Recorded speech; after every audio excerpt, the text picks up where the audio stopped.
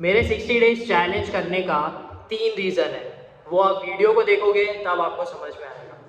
Hi everyone, कैसे हैं आप सब। आज सैटरडे है और फास्ट का दिन है और वीडियो बनाए बिना मेरा दिन चल नहीं रहा है, मतलब बोर सा लग रहा है। वीडियो बनाते हैं, बातचीत करते हैं तो ज़्यादा अच्छा लग रहा है, इसीलिए मैं बोला भाई वीडियो बनाते रहते हैं। ऐसा कोई स्पेसिफिक टॉपिक बातचीत करने के नहीं है, बट वीडियो बनाते रहते हैं एंड कुछ ना कुछ समझ आते रहेगा और बोलते रहेंगे एंड आपको बताते रहेंगे।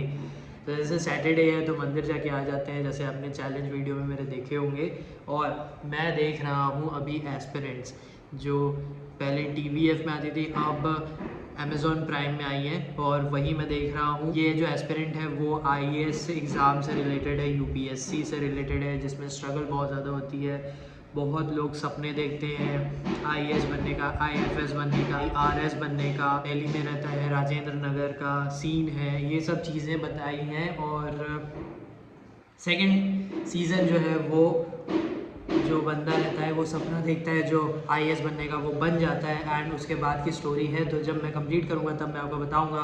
फ़िलहाल मैं रीडिंग करूँगा, अभी थोड़ा लेट डे स्टार्ट हुआ है क्योंकि सफाई चल रही थी। और उसके बाद आज मेरे को ये बात करना ज़रूरी है कि मैंने ये जो चैलेंज किया था ना, ये क्यों चैलेंज किया था, क्योंकि काफ़ी ज़्यादा अच्छा तो लग रहा है चैलेंज करने के बाद पे। मैं जो बुक पढ़ रहा हूँ वो है द ऑटोबायोग्राफी ऑफ अ योगी। अगर आपको स्टोरी जाननी है तो आप मेरे चैलेंजेस की वीडियो देख लेना, उसमें मैंने समझाया है।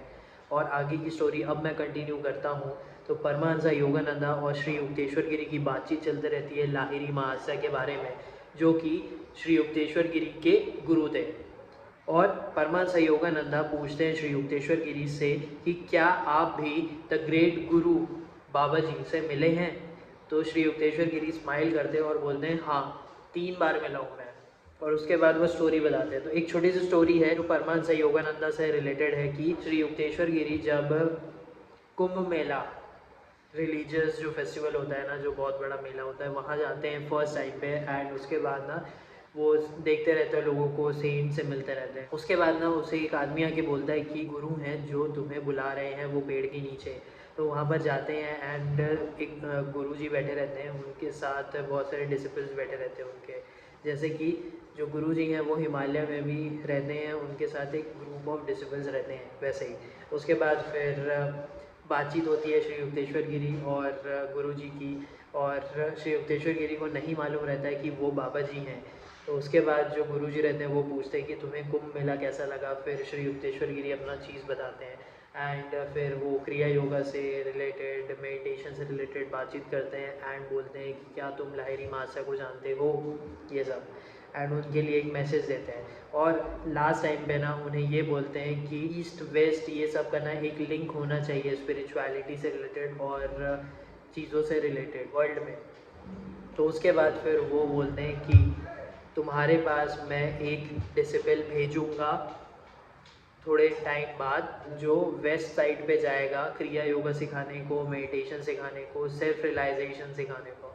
और वो रहते हैं परमहंस योगानंदा।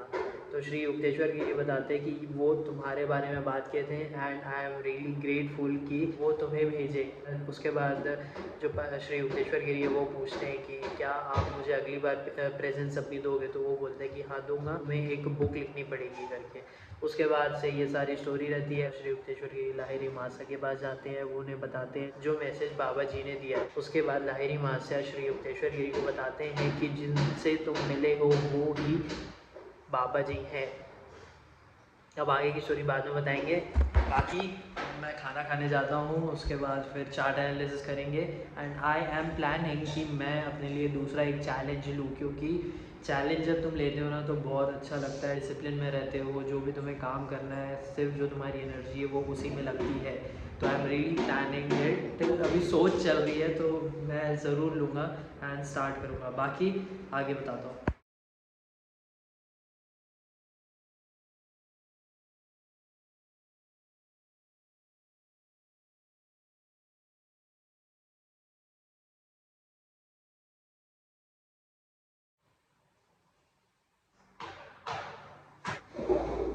साठ दिन का चैलेंज मैंने क्यों किया था, उसके 3 रीजंस हैं। फर्स्ट, अपने आप को पुश करने के लिए। सेकेंड, फोकस और अच्छे से करने के लिए, एंड डिसिप्लिन में रहने के लिए, एंड थर्ड हैबिट बनाने के लिए। ये 3 चीज़ें बहुत ज़्यादा इंपॉर्टेंट थी और ये चैलेंज में ये तीनों चीज़ें हुई हैं। हैबिट जो है वो बनी है और आदतें मतलब ऐसी हैं कि बहुत ज़्यादा ही अच्छी हैं, जैसे कि एक्सरसाइज करना है डेली का, एक दिन ब्रेक ले सकते हैं, वीडियोस बनाने हैं डेली अच्छे बनाने हैं, आप लोगों के लिए बनाने हैं, जो भी मुझे अच्छा लगता है, जो भी मैं शेयर कर सकता हूँ, जो भी मैं अपने ग्रोथ के लिए कर रहा हूँ। सेकेंड, जो मैं पुश करना चाह रहा था अपने आप को, वो बहुत अच्छे से हुआ है। ये जो 60 दिन में समझ में आया कि जितना तुम अपने आप को पुश कर सकते हो तुम कर सकते हो, ऐसा नहीं है कि तुम नहीं कर सकते कुछ भी, और अगर तुम चाहो तो कर सकते हो, और पुश हुआ है। बट ये है कि मुझे और करना है अपने आप को, और ये ग्रोथ के लिए बहुत ज़्यादा इम्पोर्टेंट है। कुछ भी चीज़ तुम करना चाहते हो तो इट इज़ वेरी इंपॉर्टेंट कि तुम अपने आप को पुश करते रहो। एंड थर्ड थिंग जो मैंने आपको बोली, जो फोकस और डिसिप्लिन है, वो तो भाई हर काम में हर चीज़ में बहुत ज़्यादा ज़रूरी है। अगर ये दोनों चीज़ नहीं होगी तो तुम कुछ भी चीज़ अच्छे से नहीं कर पाओगे, तुम डिस्ट्रैक्ट हो जाओगे, तुम्हारी जो एनर्जी है वो कहीं और लग जाएगी एंड तुम्हारा जो काम है वो फेल हो जाएगा। तो ये जो 60 दिन का जो चैलेंज है ना, वो फोकस और डिसिप्लिन के वजह से ही बना रहा और कंप्लीट हुआ। ये 3 चीज़ें बहुत ज़्यादा इंपॉर्टेंट है। एंड मैंने जैसे स्टार्टिंग में भी बोला कि मैं प्लान कर रहा हूँ कि मैं और भी चैलेंज के वीडियो लूँ जिस तरह मैं अपने आप को ग्रो कर सकूँ, क्योंकि ये जर्नी, किसी की भी जर्नी में वो अपने आप को ग्रो करना चाहता है, क्योंकि जो चैलेंजेस हैं वो इम्पॉर्टेंट हैं।